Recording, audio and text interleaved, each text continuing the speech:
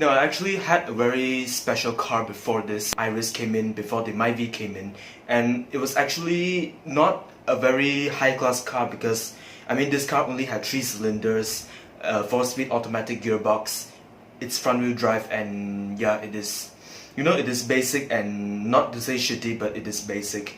And actually that car is a Viva 1.0 Auto. Now, this car actually means a lot to me, but it might not mean a lot to some of you, because some of you, in your mind, you might think that, you know, the Viva is a car that you use when you learn how to drive manual at your driving school, or sometimes you guys might even think that the Viva is a car that you buy if you are poor as fuck. But the thing is that this Viva is the car that actually made me to change my perspective for Perodua vehicles, because ever since I was young, okay, I rode in a Zafiro A32, V6 engine is smooth, engine is quiet, and then a few years later I had a Vera 1.3 aeroback, and that car, despite being the shittiest version of the Vera, it actually gave me quite a pleasant experience overall. And then after that, my family had a W210. It's an E280, again V6, so the engine is smooth as hell. We got rid of the W210 because of some financial reasons, and you know, because Mercedes cars, they're not known to be reliable, and you know, it always broke down. We eventually fucked off the car so that our life gets a little bit more easier. And then one day after school, I was waiting for my parents, and suddenly when I looked out through the window, I suddenly saw a silver color Viva. And then when I saw the people in the car, I felt a little bit shocked, because it was actually my own parents. And then in that moment, I was thinking like, oh, is it my Zafiro is sold away already, or is it I have to sit in this, you know, in this econo box for the next few years? But then when I got into the car, my parents said that the Zafiro still exists at home. So I'm like, oh, okay, fine, the JDM sedan is still at home. But the thing is that now I have to sometimes ride in this shit box to school and back to school. So, you know, some of my friends, of course, those idiots, they made fun of me, you know, when they saw me riding in this Viva. They're like, hey, you know what, you're sitting in a Mercedes, your Mercedes become like that already. So, yeah, all those critics, right, all those jokes that people made on me, I'm like, you know, to me, I'm like, you shouldn't take it in, because if you allow negativity into your heart, everything in your life will become negative. Okay, so when I just sat in this car, right, it did not feel as cheap as I thought it would be, because the climate control was decent enough, the sound system was okay, except the radio somehow didn't have any backlight for some reason. And then engine noise was great because it's 3-cylinder, same sounding as, you know, Zafiro V6. And then the seats, they are okay, acceptable. At that time I was only 14, and I actually love cars a lot since a young kid. And then one day I just asked my mom, I say, can I actually drive this car around in my taman, you know, because it's a small car, right? So I think I shouldn't waste this opportunity to get my driving skills to improve. So yeah, my mom let me to drive this Viva 1.0 Auto. You know, I even hit speeds like 80 km/h at the age of 14. And then my mom was, of course, really scared at the time.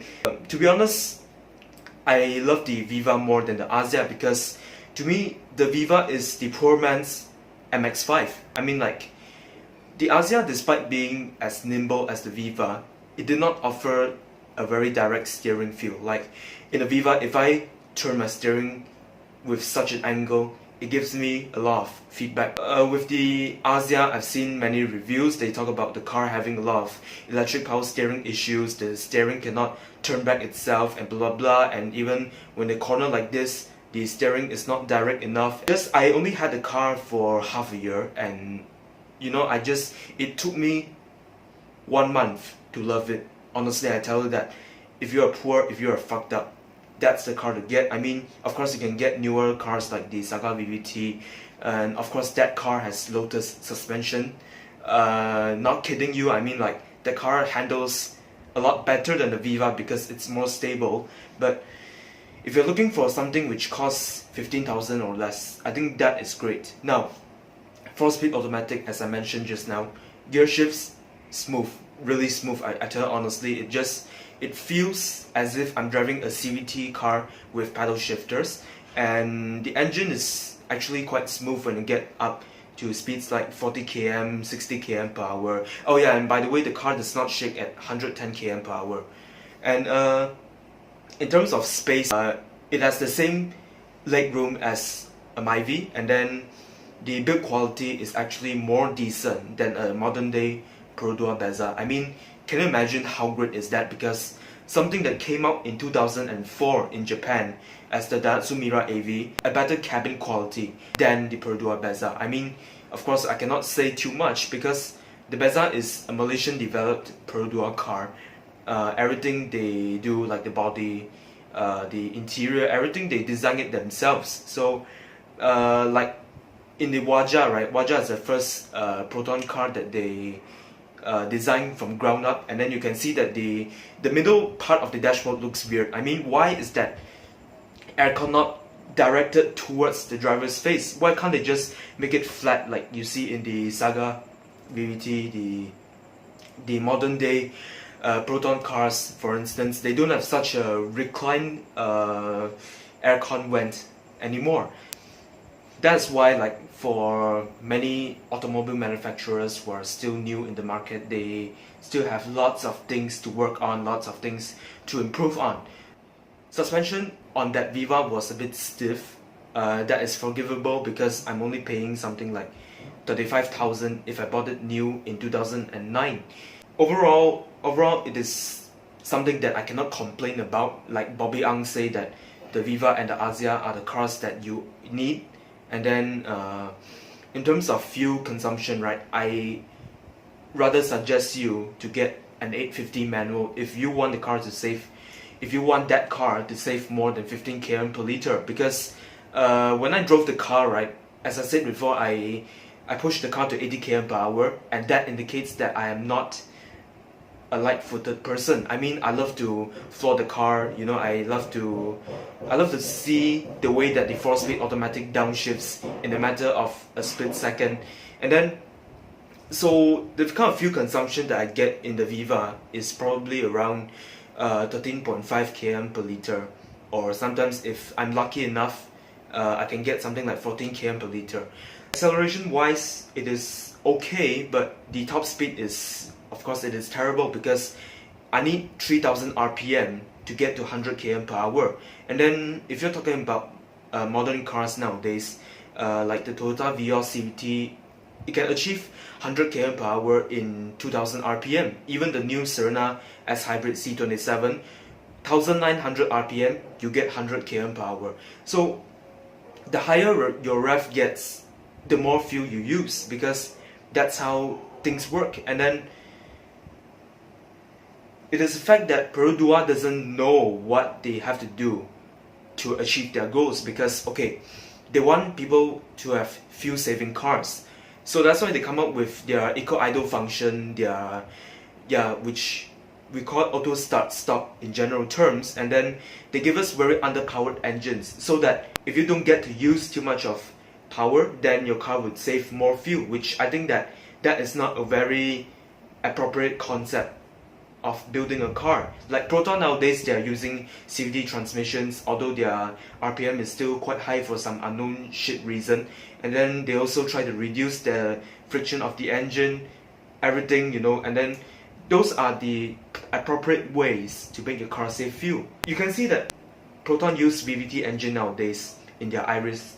Iris is the first car to use VVT. Then we have the Persona, the Saga, and then we have the Ertiga, which actually uses their own Suzuki VVT engines. So the thing with VVT is that it has variable valve timing, and that means your car is able to save more fuel if you want it to. It is able to give you more acceleration if you want it to. So, I mean, nowadays, okay, we have the Asia that comes with dual VVTi. Myvi has dual VVTi as well. And then you can see that the engine actually saves considerable amounts of fuel, but in terms of power, they are still very underpowered. Honestly, if I had children next time and if they say that they want something which is powerful on the highways, well, I did say that a Proton is a better car. Yes, it's stable, I know, but the thing is that those Proton cars, you can only floor them until 170 km per hour because CVTs are fragile. They have limiters. For a Myvi, for instance, you can floor it to 190 km and no one gives a fuck. Okay, and then I mean, at parking lots, it is nimble enough to drive the Viva. You know, sometimes I think that having a car is not about the status. I mean, if you buy a Mercedes C250, everyone's gonna put their eyes on you, you know. Everyone's gonna think that, you know, you earn maybe 10,000 per month and you're able to afford a car that costs around 300,000 ringgit. But if you think about it, right, the C250, okay, its handling is alright, so, and then its comfort is only at the acceptable part.